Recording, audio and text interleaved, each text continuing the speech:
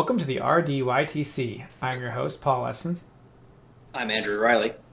I'm Travis Hudson. and we're getting so close to the end, Travis. The end of what? The end of Brewer's Advent calendar, which, yes, only has like the BR and A left, or BR and C at this point left. It's a We're at holy number. advent calendar. I was about to say we're at 22. That's the top. We're actually all the way down here, which you guys can't see, on number 21. So, yes, truly the last stretch here with only 4 left. Need you itchy. Have we had. This was advertised as German and Austrian beer. Have we Yes. had any Austrian beer yet? We've had at least one Austrian beer because I definitely remember doing one. We might have had two, but I Okay. don't remember if we've had more than one for sure. And because I didn't drink two of them with us, of course, I didn't do a lot of research on those two, so they might have been from Austria as well. But we've definitely had at least the one for sure. Well, I can read one word on this. It says mild, so we'll see what this is going to be like. I can read Wittmann. So we are drinking tonight the Wittmann Spezialitzen Brauerei Urhell, unser Original. Their original Urhell, and I'll come back to that in a moment. This is by the Brewery, Carl Wittmann, C. Wittmann. It is a 5.1% Helles-style beer. It's out of Landshut, which is just northeast of Munich. I've looked them up recently as well, so I think this might be our second beer from Landshut. So that's kind of cool.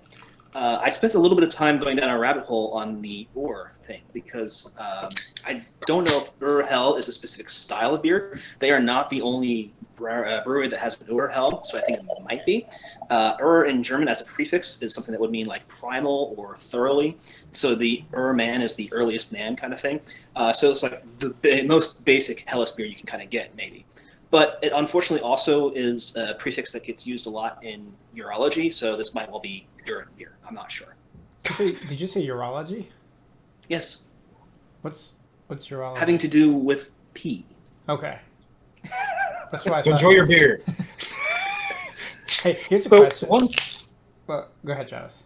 Oh no, I was going to note though, Andrew, you said 5.1. My can says 4.9. Oh, no, not this Interesting. again. Mine says Interesting. 4.9 also. I did pull that off the internet, so this might be where this brand, this particular one is weaker than their average one. Okay. And it's not a sticker. I'm checking the cans for stickers now after we found out that one.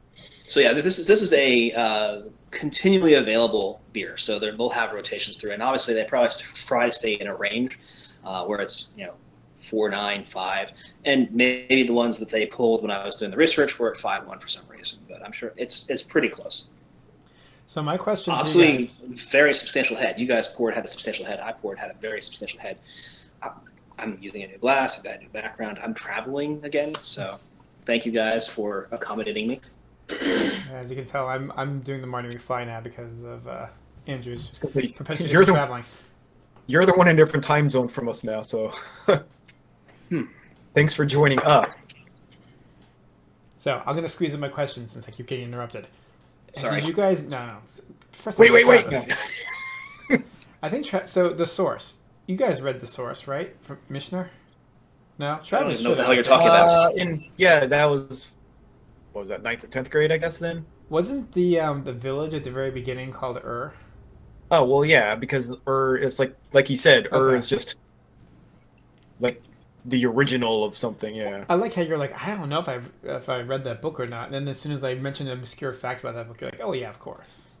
No, that sounds familiar though, and I know I read a Michener book, so I'm assuming it was that one. Not only did I not have that experience because we didn't go to the same high school, I've not read that book. I've not heard of that book, but I am familiar with the Aura concept. So I don't know if that means that that's just permeated my social awareness or what. I just assumed you had read the book because it seemed like the type of book you would have read for pleasure. I mean, that definitely happened to me. Like, my mother likes to complain about how she was forced to read Lord of the Flies and hated every minute of it. And then I went and read Lord of the Flies on my own outside of any coursework requirements. So I do that kind of thing. You're right. But this book is not what I'm familiar with. So wait, your mom hated Lord of the Flies. Yes. What is your opinion of it? My opinion of it is that She hated it, one, because she was forced to read it. That's always a difficult line. You want people to read the good books, but if you force someone to read it, they're disinclined to like it to start off with. And two, she was forced to read it too young. I think that happens a lot with our English classes, where we try to give Lord of the Flies to like 9th graders, 10th graders. But really, that's not a great time to be getting the book, because they're not going to get the message, which is that 9th and 10th graders suck. It's probably because the kids in the book they're actually younger than 9th and 10th grade, I think. But there's like the mistaken impression, yes. whatever the age of the characters are, that's the appropriate age that you should be reading it at, which actually very rarely is true. Almost always, the intended audience is younger than the characters are being represented. So you have teenagers being introduced as the main characters for tweens, but realistically, Lord of the Flies is a book about children and society for adults. What age do we read To Kill a Mockingbird? Or I don't know. I assume we all read To Kill a Mockingbird, but I feel like it was pretty young. Wasn't it like 5th or 6th grade or something like that? Or is that? It was definitely elementary school. Yeah, I don't remember what grade. I think I read it twice in elementary school and once in high school as well. Because I do remember reading several books multiple times because the teachers weren't communicating very well at that point. I must have been at a bad elementary school, because I don't think I read that in high school. It seems like an incredibly heavy book for a kid's that age. I mean, it is. I'm trying to think, is that Scout's age? Heavy. Or Scout was younger, right? Scout, I think Scout's like 14-ish. It feels like she's about 14. Okay, I can't remember the specifics. I just remember she was young. And I'm trying to think back to like the whole you read books but the character is the same age or whatever. I actually don't know her age off the top of my head. I'm speculating. She could very well be younger. She could very well be younger because there are things in there which she has an awareness of, but not a full awareness of, that she might expect a teenager to have a better awareness of. And there are things that were very, very emotional for her that would probably have impacted her less if she were an older character, such as Atticus shooting the dog that was rabid. That was obviously a very big point in that book, and something that affected Scout much more emotionally as a younger person than it would have an older person. I think you're mixing your books. That was actually Old Yeller, where the rabid well, dog gets shot. That affects everyone Spoiler emotionally. Yeah. So, Paul, which book did you hate reading more than Catcher in the Rye or Portrait of an Artist as a Young Man? Oh, God. Two more I haven't even read. For the record, I like both of them. And every fall, I mean to reread Catcher in the Rye because it takes place like over fall break, I think. Did I read Catcher in the Rye? I'm pretty sure. Was that something we definitely read in high school? I'm pretty sure we read it I mean, we weren't in the same English class most of the time, so maybe your class didn't read it. Because I don't actually have any, and I don't have much of a memory. I remember hating Portrait of an Artist as a Young Man. I don't remember anything else. But I don't remember anything about Catcher in the Rye, including reading it. Which doesn't mean I didn't read it. It just means that, I don't know, is that unmemorable. I'll guess What? What? You don't remember reading Catcher in the Rye? That does not sound like the experience people have reading Catcher in the Rye. From someone who hasn't read it. When I hate a book, I tend to blank it out from my memory. That's just how my brain works. Yeah, they were both pretty awful. I do remember hating To Kill a Mockingbird when I was forced to read it the first time, for that specific reason of having been forced to read it. I wasn't interested.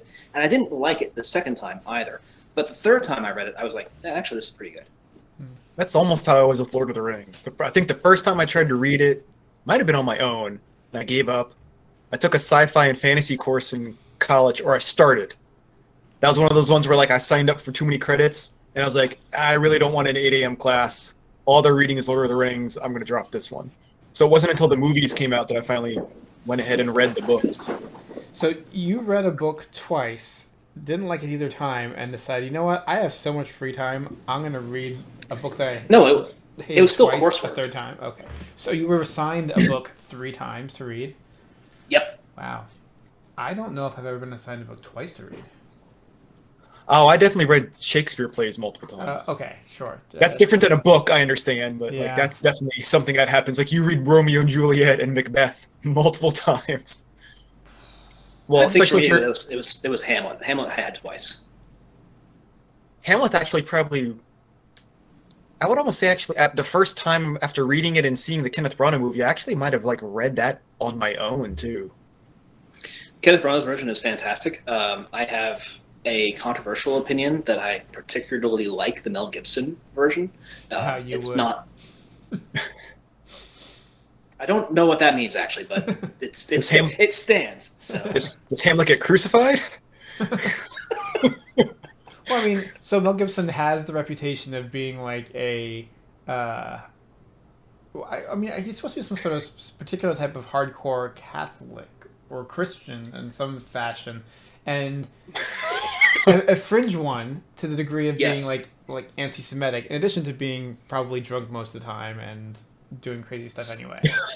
People being drunk, unless it's the blood of Jesus. I don't know if that has anything to do with being Catholic. I mean, I think he has like certain fringe like religious beliefs, and I don't know. That's Andrew, right? Fringe religious beliefs, huh? All right, we should probably let Andrew uncork. I'm gonna take a very, very light tack on this one and say that you're wrong, but you're not wrong, because obviously, his faith has influenced him tremendously. This is why he produced and directed The Passion of the Christ, which was a huge moneymaker. He is Catholic, but it's not like he has, been able to be perfect in that in his own life. He's had his imperfections, and we've seen some of those things go off as well. But what you're hearing about is probably had more to do with his father, the Gibson family, and their historic religious beliefs are probably more important than Mel's actual personal religious beliefs there.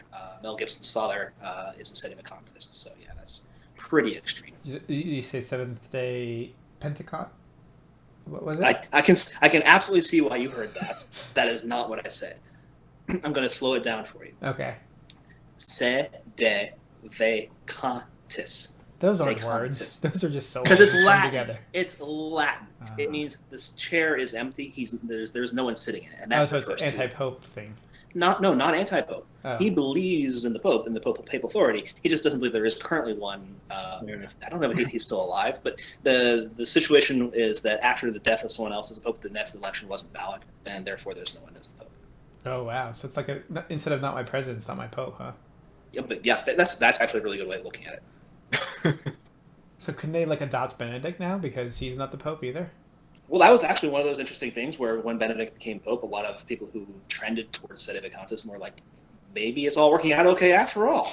And then he resigned, and we got Francis, and they were very unhappy again. So, I mean, honestly, when you try to mix politics and religion, it's the worst of both worlds. So, what made Benedict a more legitimate pope in their eyes?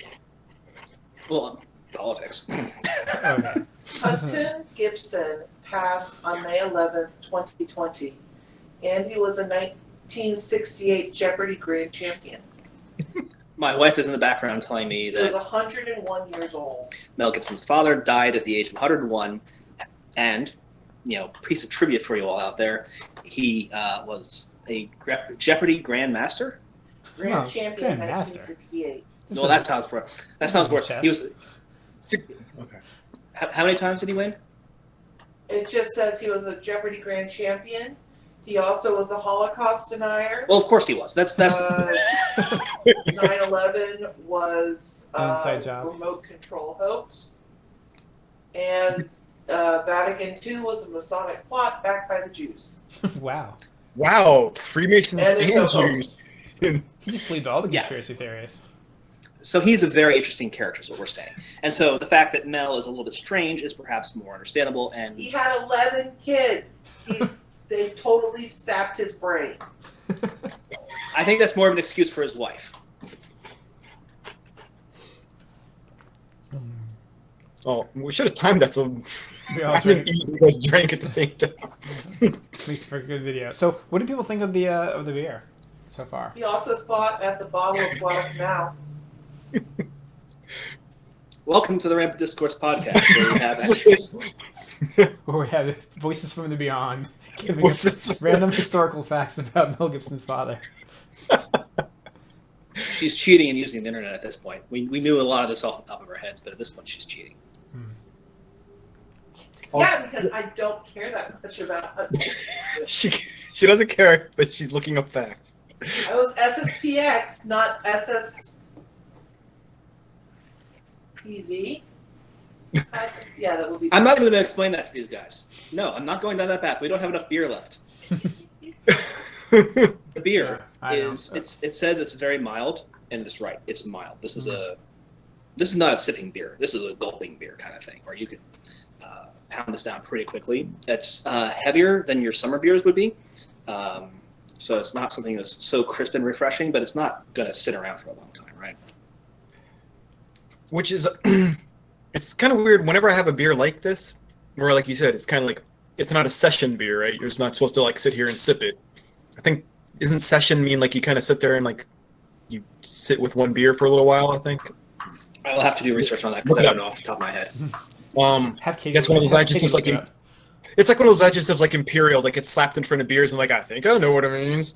But paradoxically, I feel like I prefer those in 12 ounce than 16 ounce because I feel like compelled to drink those last 4 ounces like the same rate that I drank the first 12, and that's kind of a lot. The power of our hell compels you. Now. And it's still a Helles as opposed to a Pils, which we've had a lot of Pilsners in the past few days as well. The difference is pretty minor for a lot of folks, but there's still a distinction there where it's going to be really kind of light. This is the most like a American Budweiser Coors kind of beer that I think we've had in the entire calendar.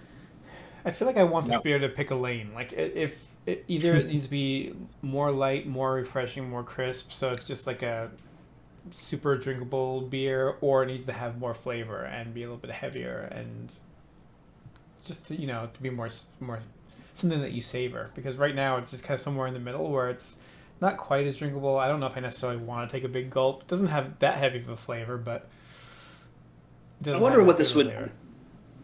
If you were eating something with this as opposed to just drinking the beer, if that would change your mind. Because this being so light would allow it to be paired with almost anything. Do beers get paired with, you know how with red wines you pair it with certain foods and white wines with other foods? I'm assuming there's a similar type of pairing for beers. There definitely is. I don't know. I'm not a sommelier, so I can't do that. Is a sommelier the word for a beer snob also? That's wine. Well, yeah, it's specifically for the wine, but I imagine the job is going to be similarly titled for the beer. Like I think Jeremy told us what the beer version was. Yeah, he might. So go back and watch. What was that? 14 and 15. Sounds about right. I think go back and watch those, and I think he told us. Probably he had the 14. big book of beer or something like that. Yeah. We should get his opinion on Mel Gibson. I imagine it'd be very entertaining. But yeah, not like it's the greatest example, but like I know if you go to Red Lobster, they will say like what beer to have with their food. So like if even Red Lobster does it, I'm pretty sure like higher end places. I think like one of the local like I think it's actually a bourbon bar. But they also have their own house beer and stuff, other beers on tap, and I think they actually recommend what beers to have with some of their food as well.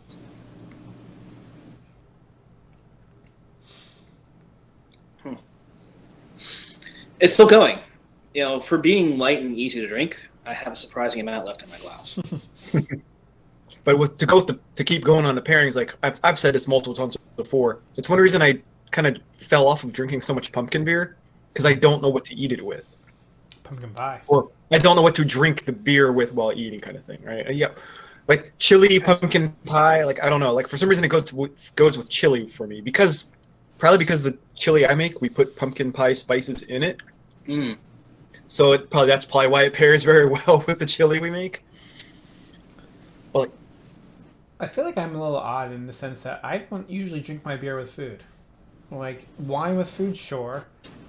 Mixed drinks with food, sure, maybe. But beer, I almost always want my beer like kind of separate from my food. Even if I go to a baseball game or something like that, I will have my hot dog or whatever I'll have, and then afterwards I'll get a beer and drink it.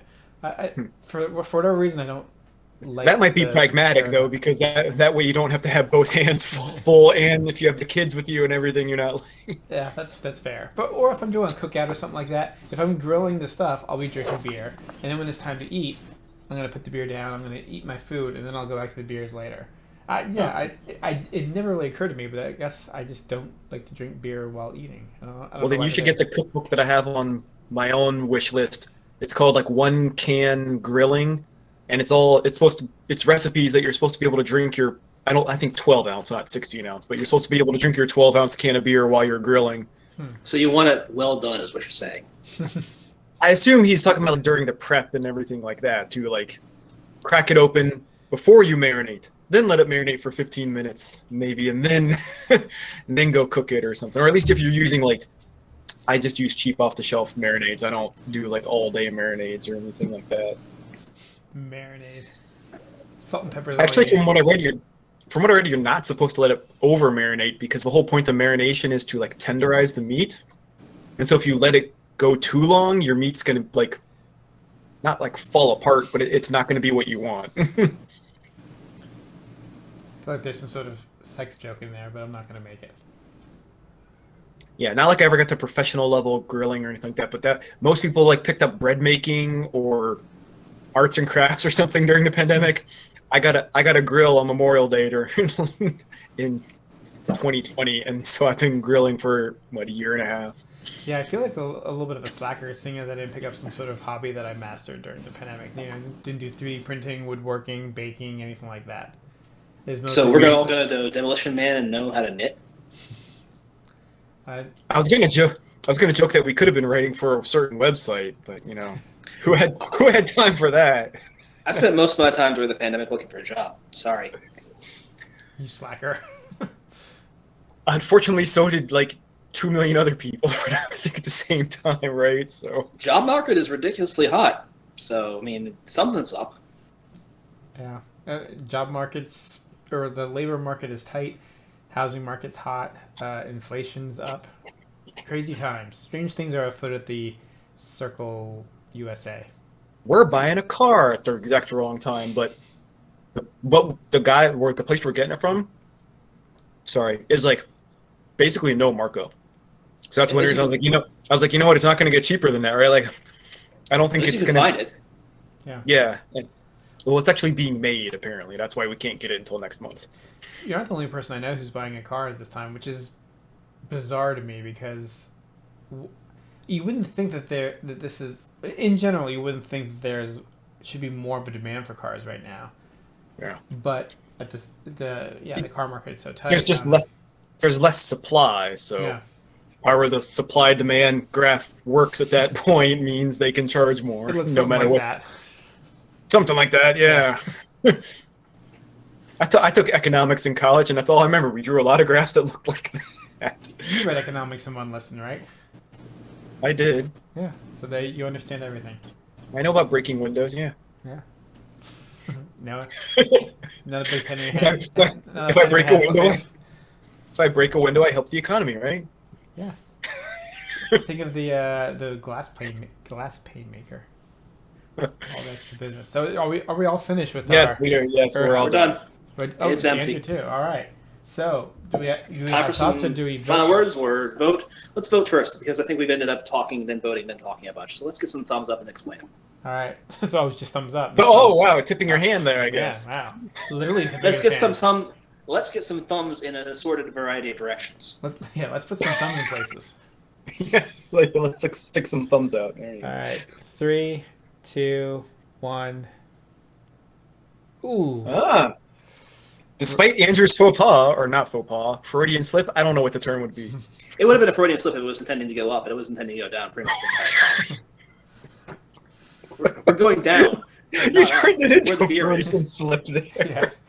Yeah. Just to say you're going down that up where the jig is.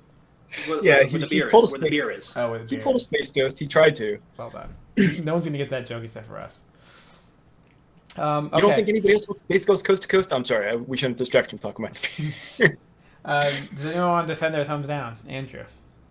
So ultimately, what Paul was saying earlier is just spot on. If you are drinking a beer, you want it to have something where there needs to be something more to it. It has to have more flavor, or be a little bit crisper, or stand out in some way.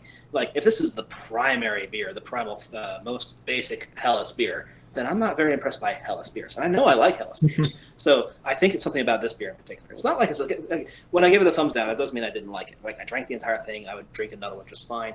But this is not something that stood out anyway. I'm not inclined to go get another one. Yeah, I'm not sure. I'm not sure I like Hellas beers because I think most of the ones that I've tried, I have not been a big fan of. They seem to occupy some sort of muddled middle ground where they're not like I said before, they're not super light and refreshing. But they're not also like super flavorful either. And so it's like, what would be the point of this, right? I'd rather have one of the other two extremes. Again, if someone handed me one and said, here's a beer, I'd be like, great, I'm going to drink it, I'm going to finish it, and I'll like it well enough. But Yeah, but we're not throwing this down the drain. It's not skunked. We're not going to spit it out and disgust. Exactly. But if I ordered it at a bar, I'd be like, okay, I probably shouldn't have ordered that. I'm going to order something different. You'll be like, I should have ordered a flight. Damn. Yeah, exactly. Like, I'll get the next round so that I can choose the beers this time.